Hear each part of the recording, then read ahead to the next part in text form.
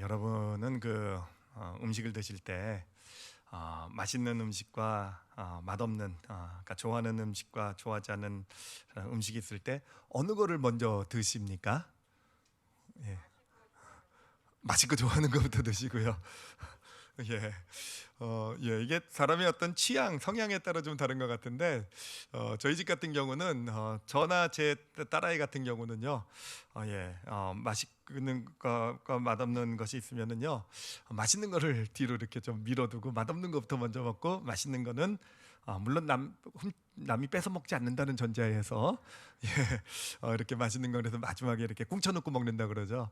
하여튼 그런 성향이고 제 아내 같은 경우는 맛있는 것부터 그냥 먼저 먹어버리는 하여튼 이게 성격 차인지 하여튼 뭐 이런 하여튼 그런 성향을 가지고 있는 것을 봅니다. 근데 사실 이것이 이제 뭔가 풍족하지 않았을 때는 그렇게 큰 문제는 안 되었다고 해요. 왜냐하면 어차피 맛있는 거건 맛없는 거건 먹고 살기 위해서는 다 먹었어야 되니까. 근데 이게 좀 이슈가 되는 것이 언제부터냐면 이게 좀 풍족해졌을 때, 그래서 맛없는 걸 먹지 않아도 되었는 지금 같은 시대, 그래서 저 같은 사람들도 맛있는 것부터 먼저 배가 채우는 이 시대가 되었을 때, 그랬을 때 이게 이제 먹고 싶은 것, 맛있는 것만 먹게 되면서 우리 지금 현대 사회에 나타나고 있는 성인병이라든지 비만이라든지 뭐 이런 거에 원인이 거기 있다 그러더라고요. 맛있는 것만 먹어 버릇하는. 이 맛있는 것만 먹어도 충분하니까 맛없는 거 왜 먹습니까, 그렇죠? 풀 같은 거 왜 먹어요, 그렇죠? 뭐 이렇게 되는 거죠. 하여튼 영양 불균형의 원인이 된다고도 하고요. 그렇기 때문에 식생활을 개선하는 데 있어서 그런 습관을 들이는 게 중요하대요. 맛없는 거지만 먹어야 되는 거를 뭐 미리 먹는 그런 훈련을 받는 게, 제가 요즘 다이어트 하고 있어서 그 훈련하고 있어요. 어떤 분이 일부 예배 끝나고도 목사님 어떻게 이게 지금 한 달 만에 뵀는데 어떻게 살이 빠졌습니까? 그래서 맛없는 거 먹는 훈련을 하면 맛있는 거를 뒤로 미루는, 하여튼 이것을 가지고 이제 뭐라고 표현을 하면은 즐거움을 뒤로 미루기 뭐 이런 표현을 써요. 즐거움을 뒤로 미루기 이런 표현을 쓰는데, 이거는 뭐 음식에만 해당되는 게 아니라 사실 우리 삶에도 그대로 해당되는 문제죠, 그렇죠? 음식만 뭐 맛있는 거 먼저 먹고 맛없는 거는 뭐 안 먹든지 뒤로 미루든지 뭐 이러는 게 실제 삶에서도 그대로 나타나잖아요, 그렇죠? 우리도 하고 싶은 일, 내가 좋아하는 일, 즐거운 일하고 하기 싫은 일, 정말 괴롭고 힘들고 이런 일들 있잖아요, 그렇죠? 이런 일들이 있을 때 여러분 어떻게 합니까?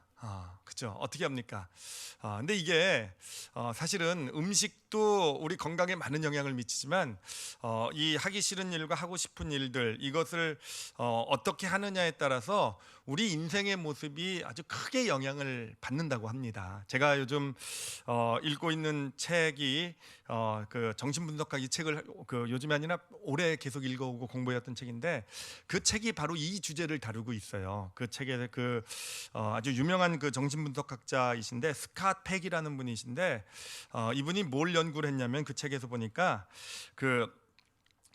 소위 말하는 그 인생의 어떤 실패자들 있잖아요. 뭐 나고자 실패한 이런 인생들을 연구를 한 거예요. 왜 그런 실패, 어려움을, 그런 낙오를 했는가. 예를 들면 뭐 결혼 생활에 계속 반복해서 실패한다든지, 아니면 뭐 이런 어떤 삶에서 어떤 하는 일에서도 계속 어떤 실패하는 어떤 그런 사람들. 특히 이 책에서 집중한 부분이 어디냐면은 요 청소년기에 집중을 해서 연구를 했더라고요. 청소년 아이들이 왜, 어떤 아이들은 그렇게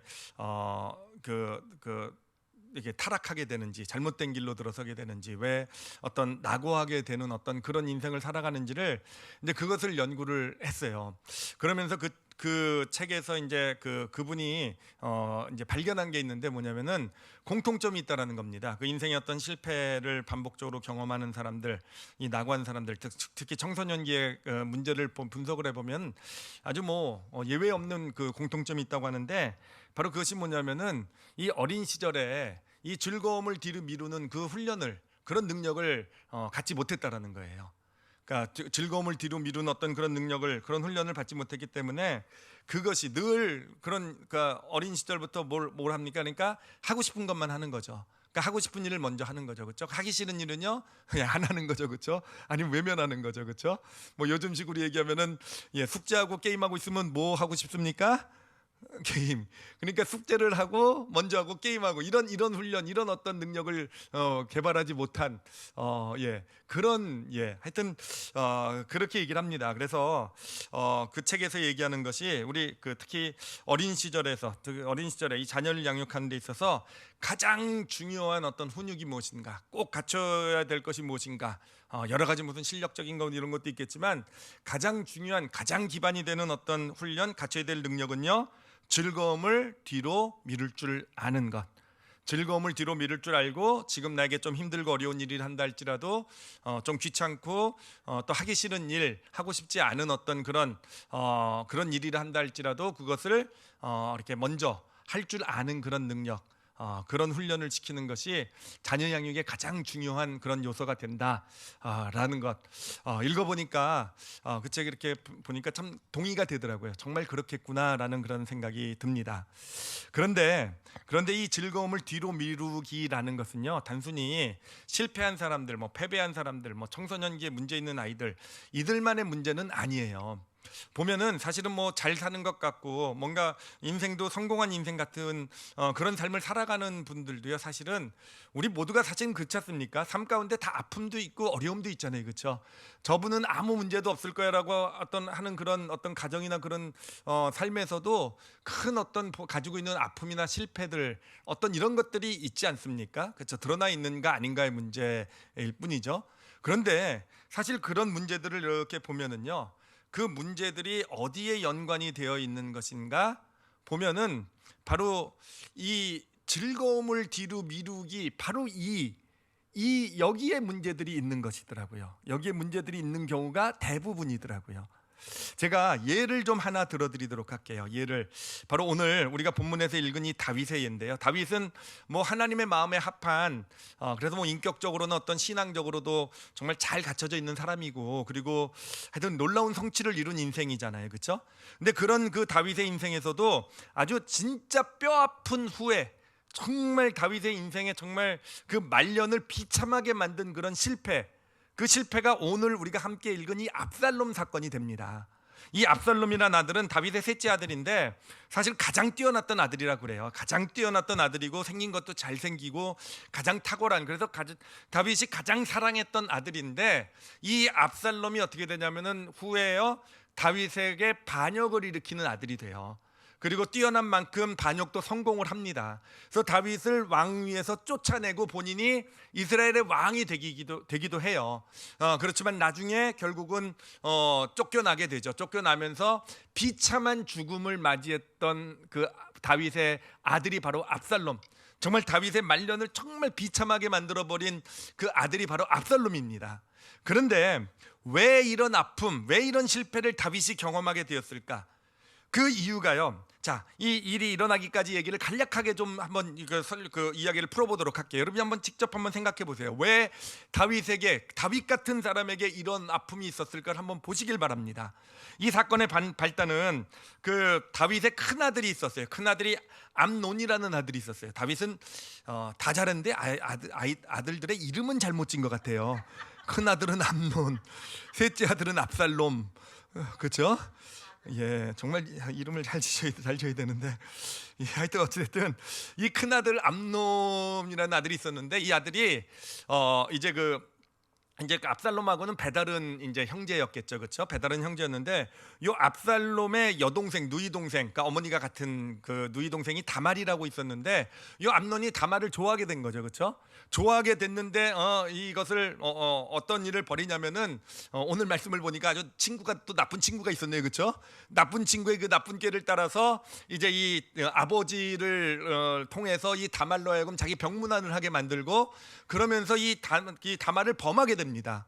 근데 범하게 되는 것도 나쁜 일인데, 더 나쁜 것은 뭐냐면 그리고 나서 이 다말을요 또 버리게 됩니다. 그러니 정말 아무리 큰 아들이고 왕자 중에 제일 큰 왕자라고 해도 이건 어마어마하게 큰 잘못을 한 거잖아요.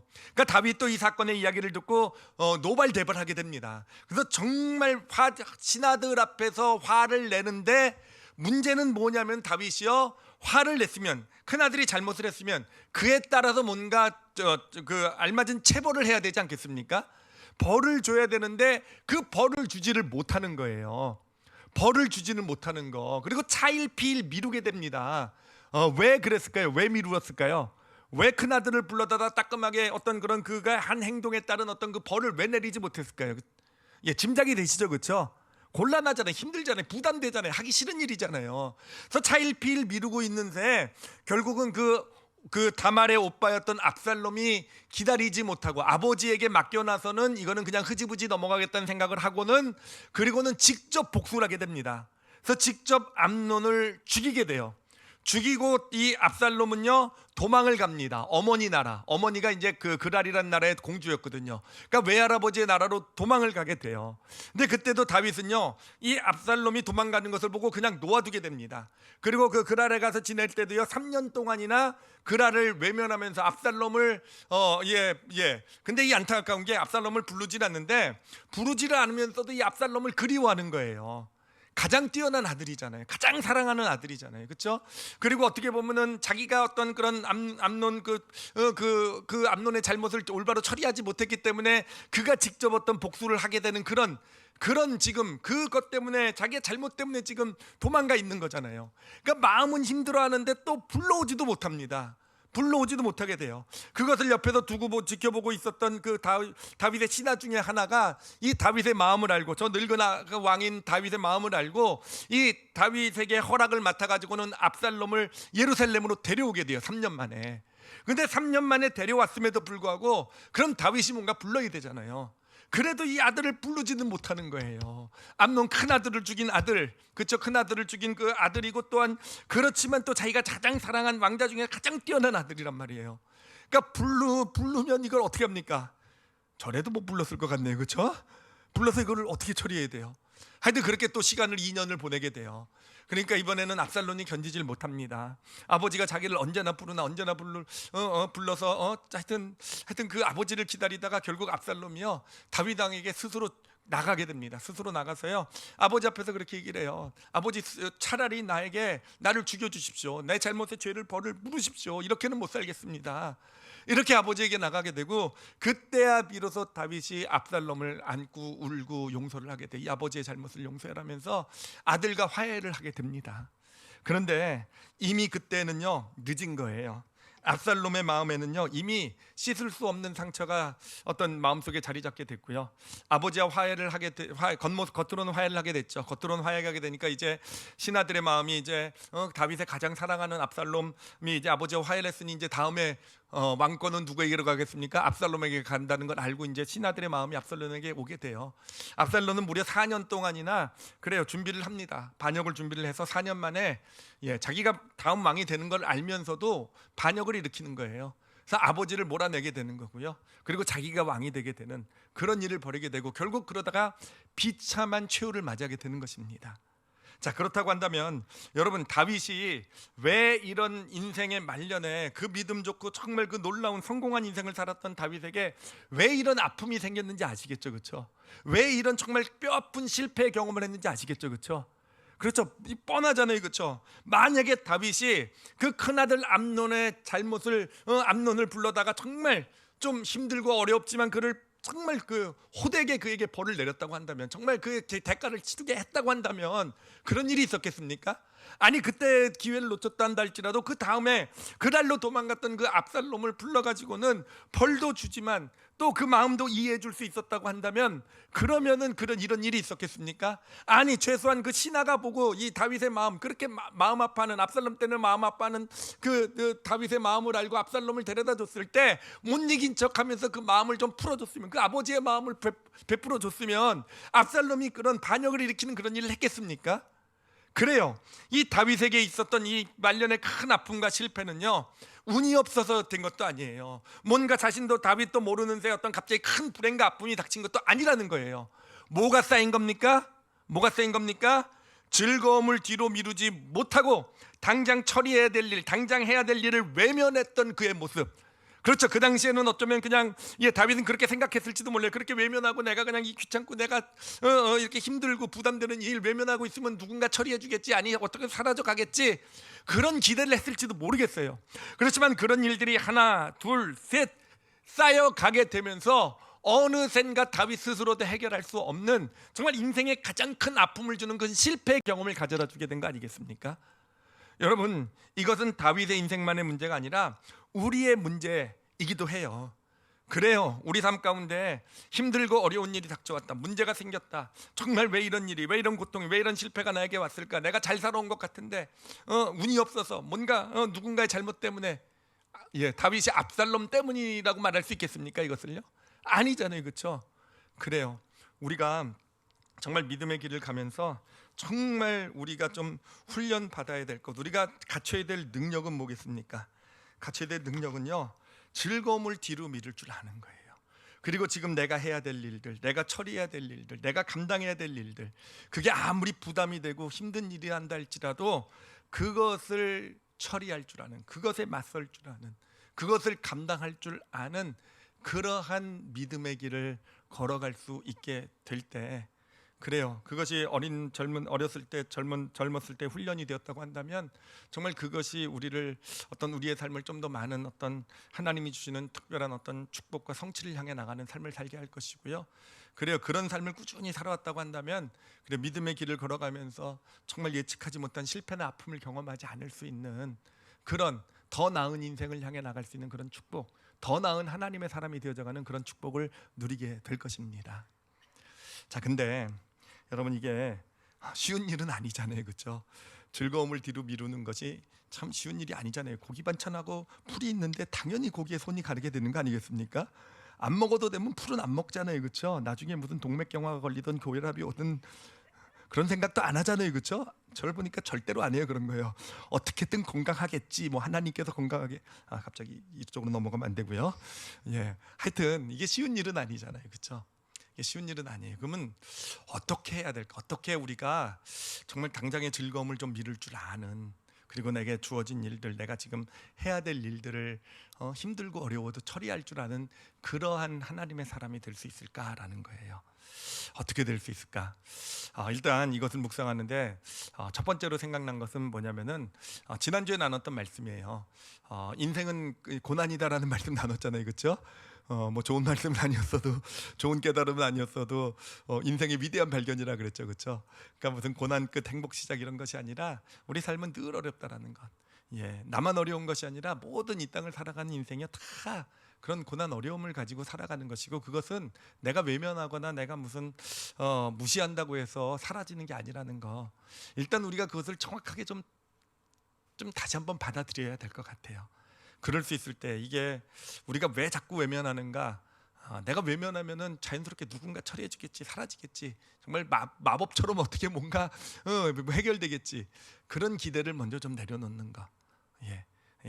그러니까 우리의 삶 가운데 지금 이 문제는요, 내가 지금 처리하지 않으면 그대로 쌓여간다라는, 일단 그 사실을 받아들여야 될 것이라고 생각합니다. 그리고 두 번째로는요, 이거는 훈련이 중요한 것 같아요. 이건 자연적으로 이루어지는 것이 아니라 훈련, 특히 어린 시절에 정말 그런 훈련, 즐거움을 좀 뒤로 미룰 줄 아는 그런 훈육이라고 하죠. 그런 훈육을 잘 받을 줄 아는 것. 이건 물론 훈육을 통해서도 이루어질 수 있겠지만, 또 중요한 건 훈육 가운데 그 책을 보니까 부모가 모델로 보여주는 게 제일 중요하다 그러더라고요. 그래서 부모가 삶을 살아가는 데 있어서 좀 힘들고 어려운 일들을 이렇게 미리 처리할 줄 아는, 즐거움을 좀 뒤로 미룰 줄 아는 그런 삶의 모습을 자녀들에게 보여줄 수 있을 때 자녀들이 그런 어떤 삶의 모습을 갖추게, 능력을 갖추게 된다고 하더라고요.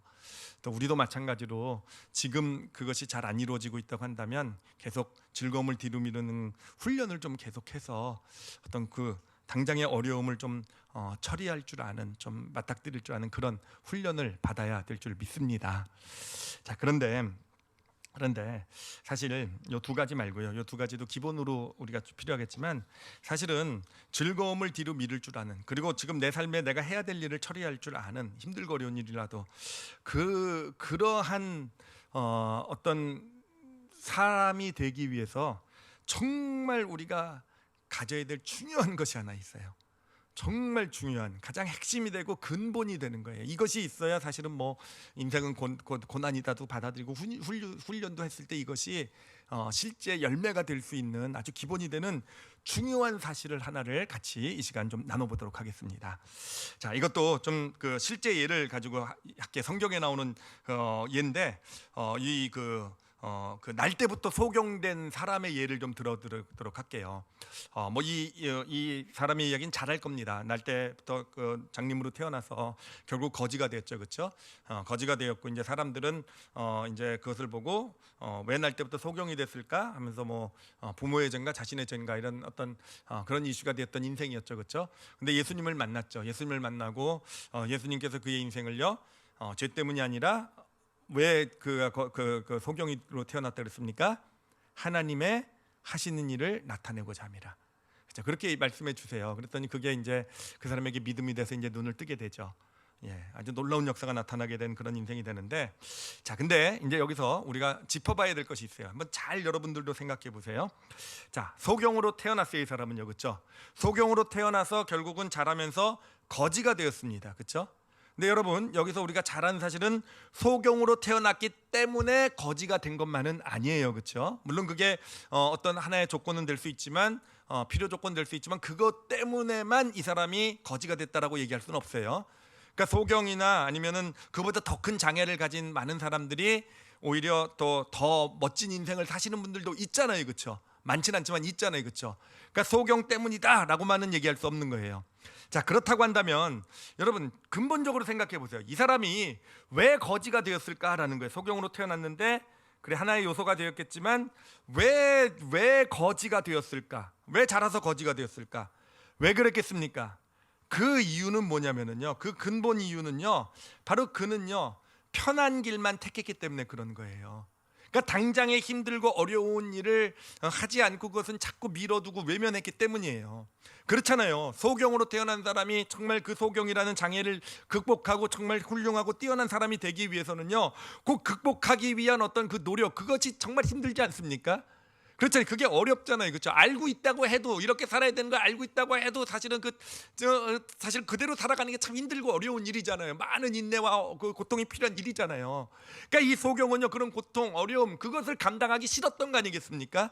그리고는 그냥 그 상황에서 가장 편한 길, 그냥 가장 사람들이 나를 동정해주고 그냥 내가 어차피 태어날 때부터 소경이라는 거 모든 사람이 다 알고 있으니까 그냥 자기에게 먹을 거 가져다주고 그러니까 좀 구걸하고 먹고 살아도 되고. 그러니까 이 사람은요 결국은 이 사람이 거지가 된 이유는 뭐냐면은 즐거움, 그 편한 것을 뒤로 미룰 줄 아는 어떤 그런 능력을 갖추지 못했기 때문에, 그렇기 때문에 결국은 커서 거지가 된 거 아니겠습니까? 그렇죠. 여기까지 확실히 동의하시죠, 그렇죠? 자, 편한 길 택했으니까 거지가 된 거죠. 그 입장에서는 가장 쉬운 길을 택한 거죠. 가장 그 당시에 그냥, 그렇죠? 그 거지가 된 거죠. 자, 그러면 이제 그 다음을 생각해 볼게요. 이 사람이 예수님을 만나가지고 눈을 떴어요. 저 눈을 떴죠. 이 눈을 뜬 사건은요 그 당시에 뭐 예루살렘에 어마어마한 화제가 됩니다. 원래부터 소경으로 태어났기 때문에 유명했던 인물이었는데 이 사람이 눈을 떴으니 뭐 얼마나 화제가 됐겠습니까? 근데 이 화제가 된 것을 가장 못마땅하게 생각한 사람들이 종교 지도자들이었어요. 이미 이 당시에는요 이 종교 지도자들은 예수님을 이단으로 정죄했었던 때예요.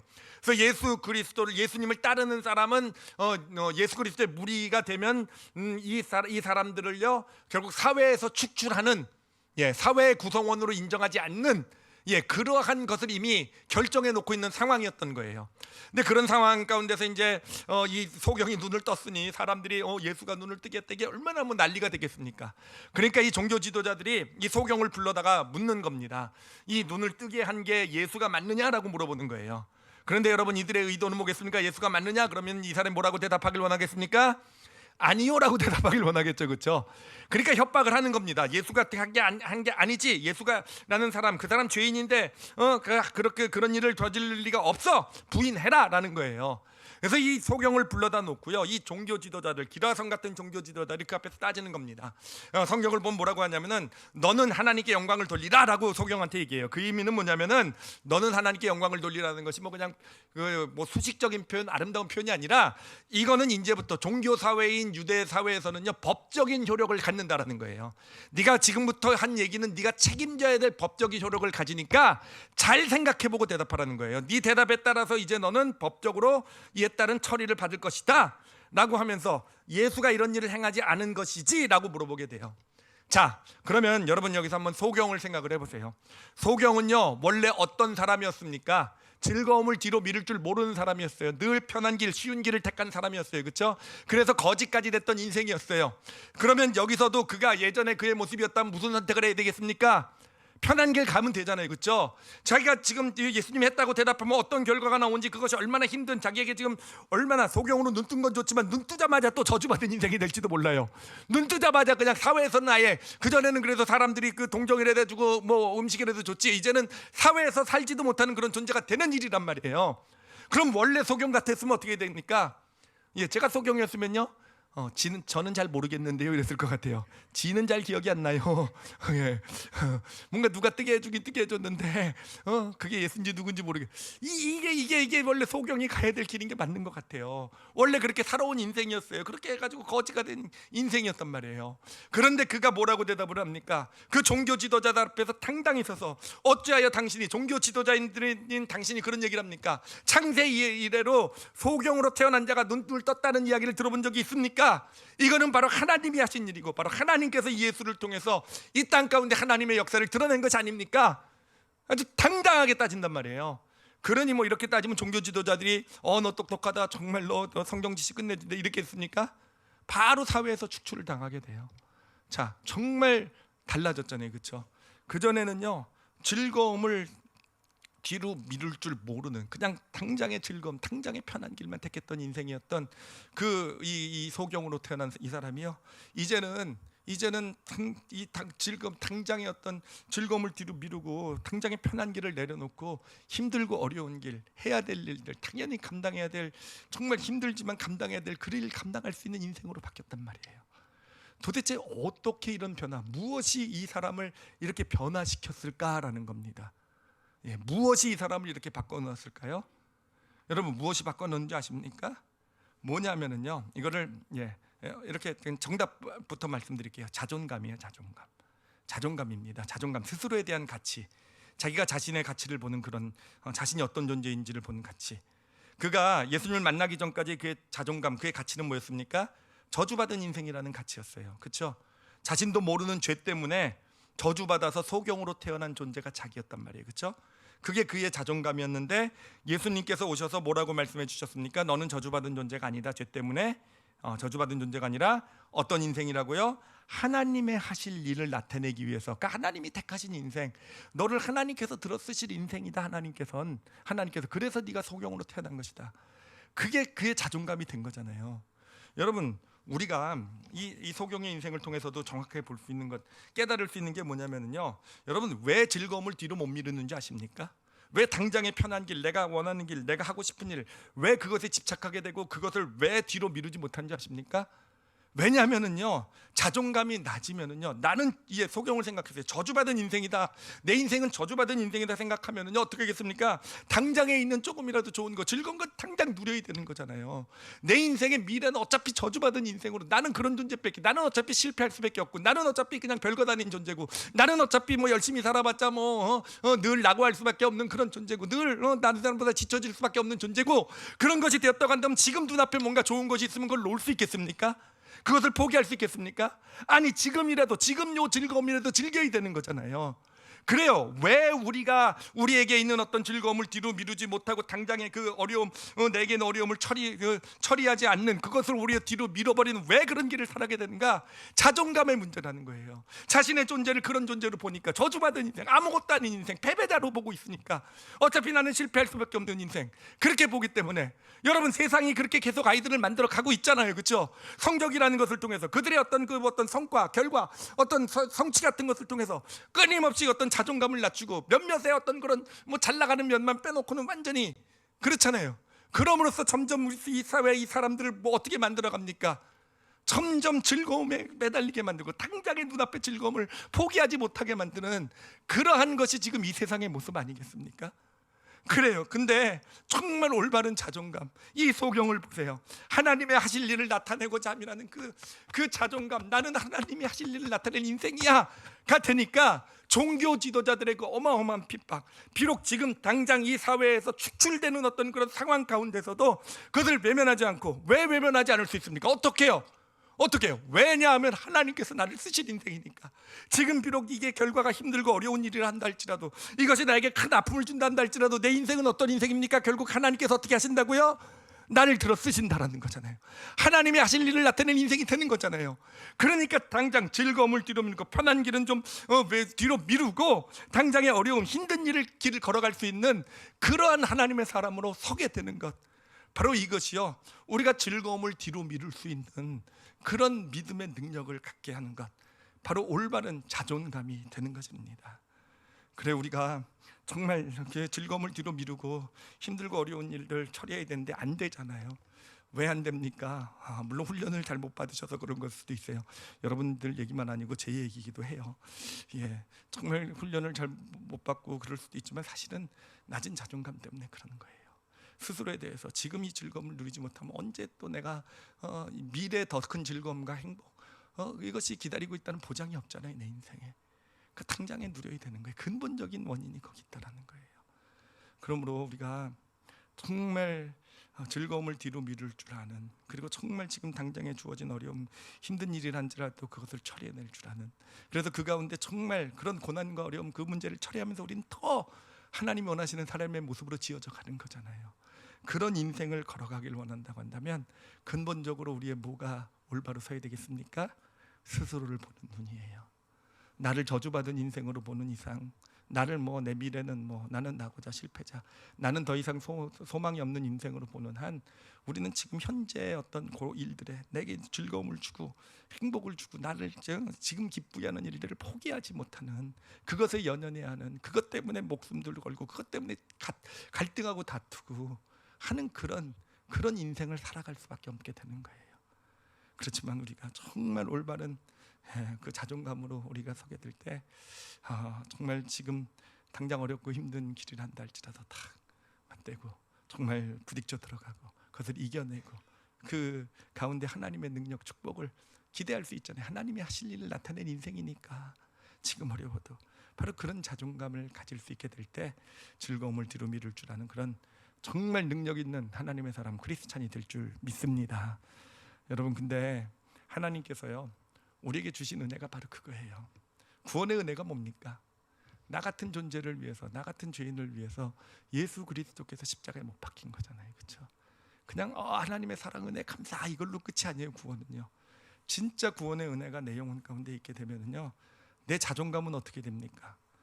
어떤 외적인 조건, 세상은 내가 한 일 결과, 어떤 성적 이런 걸 가지고 나를 판단하지만 그 가운데서 정말 그런 그 구원의 은혜가 내 영혼 가운데 임하게 될 때, 그래요, 나는 하나님께서 사랑하신, 하나님께서 나를 위해서, 나를 살리시기 위해서 독생자까지 십자가에 내어주신 그런 인생이 나다.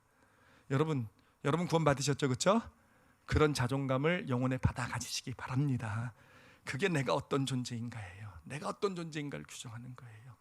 그래, 그런 자존감을 가질 수 있을 때 정말 당장의 어려움 굴하지 않을 수 있는 그런 당당한 내면을 갖게 되는 것.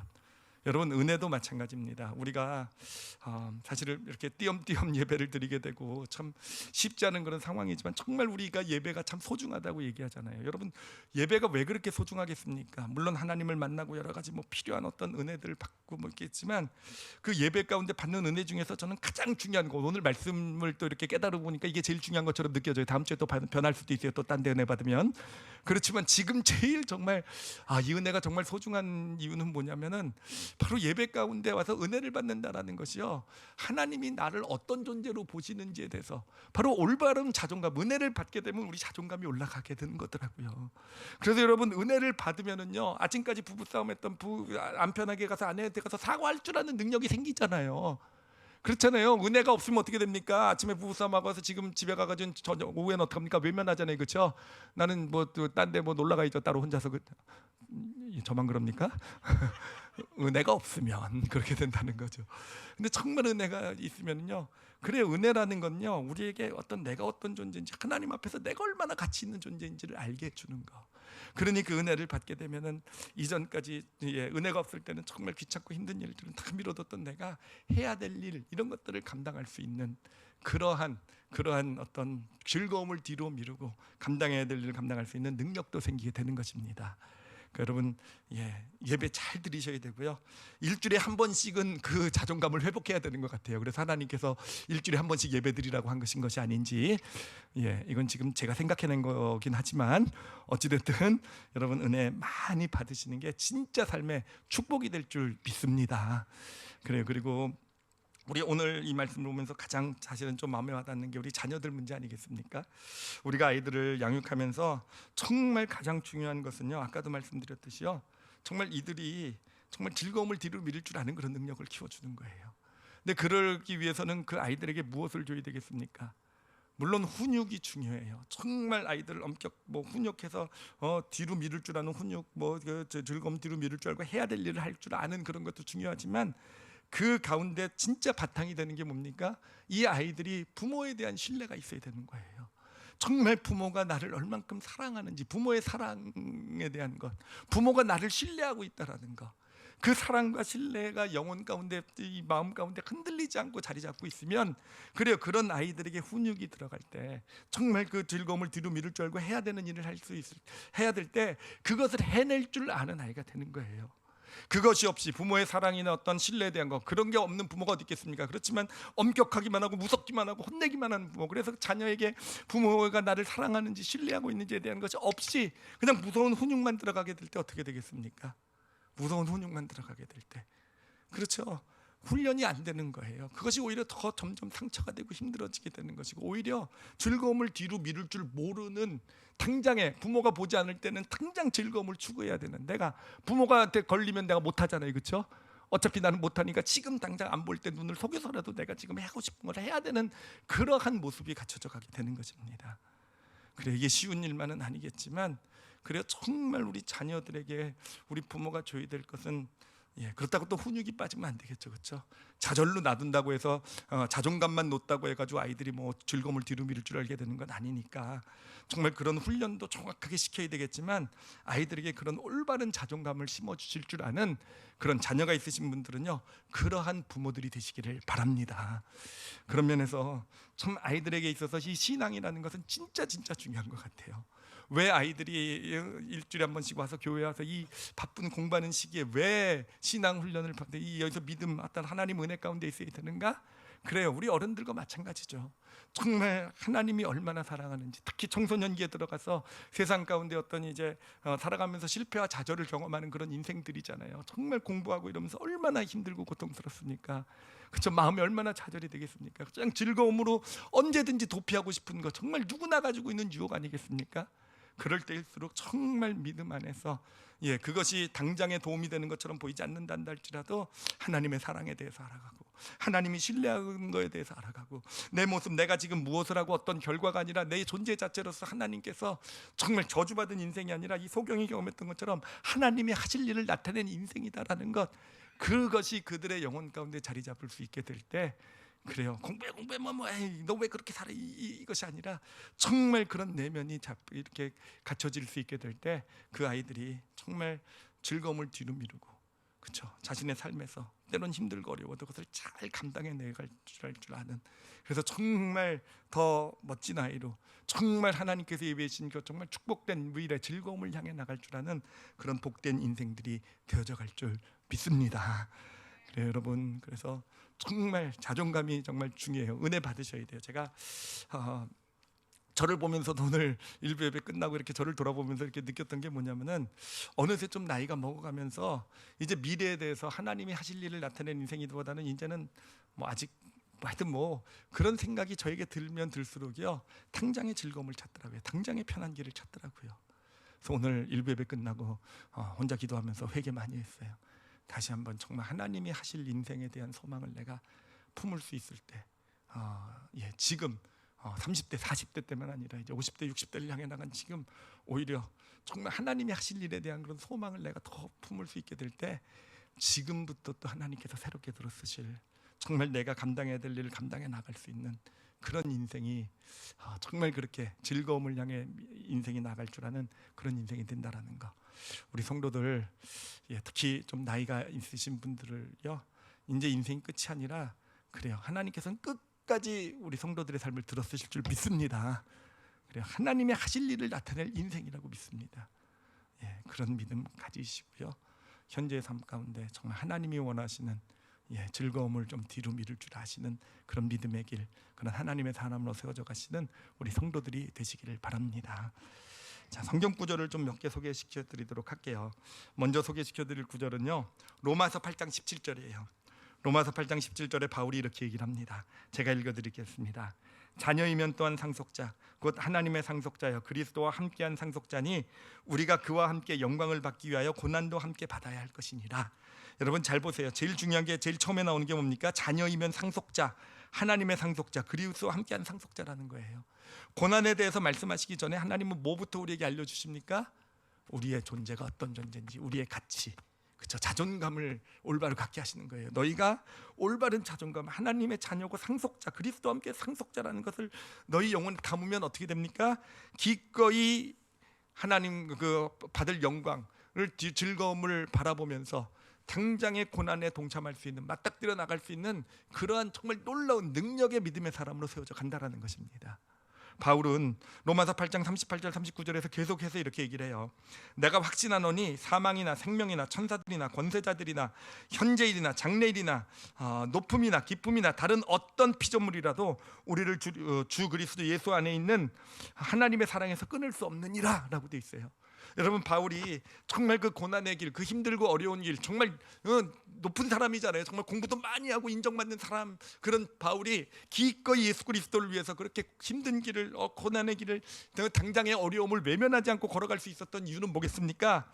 바로 그리스도 예수 안에 있는 하나님의 사랑 안에서 우리를 끊을 수 없다라는 것, 나를 끊어낼 수 없다라는 것, 정말 그 어떤 경우라도 하나님의 그 사랑이 내 안에 있다라는 것, 이거 아니겠습니까?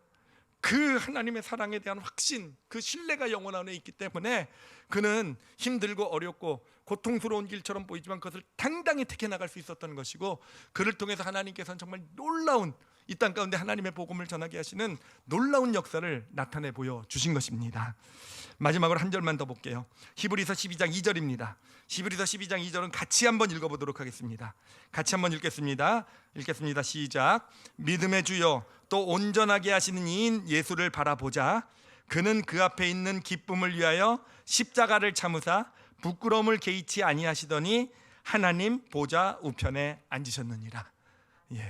예수님은요, 즐거움을 뒤로 미루실 줄 아셨죠, 그렇죠? 미래 더 큰 즐거움을 바라보시면서 현재의 삶에서 십자가를 참으실 수, 이게 십자가의 길이었던 거예요. 이게 십자가의 길, 이게 온 인류의 구원이 됐던 것이고, 지금 예수 그리스도가 바로 하나님 우편에 앉아 계시는 그런 놀라운 하나님의 축복을 경험하게 하시는, 받게 하시는 그런 제목이 된 것입니다. 여러분, 우리도 오늘 말씀의 제목 기억하시죠? 즐거움을 어떻게 하라고요? 뒤로 미루기. 그렇다고 뭐 즐거움 누리지 말고 살라는 얘기 아니세요, 그렇죠? 맛있는 반찬도 드시고 즐거움, 행복도 누리시지만 당장에 처리해야 될 일, 당장에 곤란하고 힘든 일, 어려운 일들, 이것을 외면하시지 않으실 줄 아는 우리 성도들, 또 저와 우리 성도들이 되시길 바랍니다. 그러기 위해서는 뭐가 필요하냐? 은혜가 필요해요. 은혜가. 정말 하나님이 나를 어떤 존재인지 늘 하나님 앞에서, 세상의 평가를 받으면요, 세상의 어떤 시야, 세상의 말, 세상의 기준으로 나를 바라보면요, 우리의 자존감은요, 그냥 교만해졌다가, 교만해졌다는 얘기는요, 그만큼 무너지기가 더 쉽다라는 거예요. 그만 정말 어떤 세상의 시야, 삶의 결과 이런 것 때문에 그냥 무너져 내리는 그런 내면밖에는 갖지 못해요. 그래, 하나님의 은혜 늘 받으시면서 정말 하나님이 얼만큼 사랑하신지 영혼에 담으면서, 또 부모시라고 한다면 그 하나님의 그 마음, 그 하나님의 그 사랑, 하나님의 그 우리를 향해서 보여주신 그런 신뢰, 우리 자녀에게도 정말 그런 그런 자존감 잘 심어주시면서 그렇게 이 땅의 믿음의 길 정말 멋지게 정말 영적 성장을 향해 나가시는 저와 여러분이 되시기를 예수님의 이름으로 축원합니다. 기도하시겠습니다. 이 시간 기도하실 때요.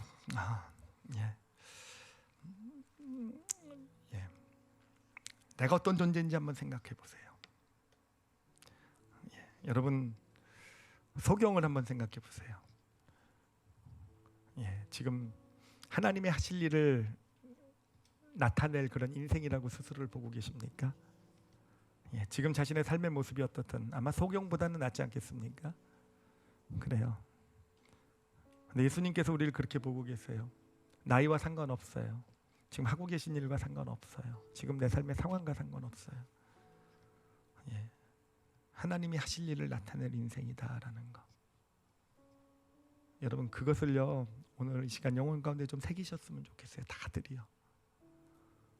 지금 자신의 처지, 삶, 육신의 상황 이런 것으로 스스로를 정의하지 마시고요. 나는 이것밖에 안 돼. 내 인생은 이제 이거야. 이렇게 정의하지 마시고요. 하나님이 하실 일을 나타낼 그런 인생이세요. 크고 작으면 상관없어요. 그렇지만 하나님이 하실 일은요 정말 보람되고 가치 있는 일일 거예요. 정말 이 세상에 꼭 필요한 일일 거예요.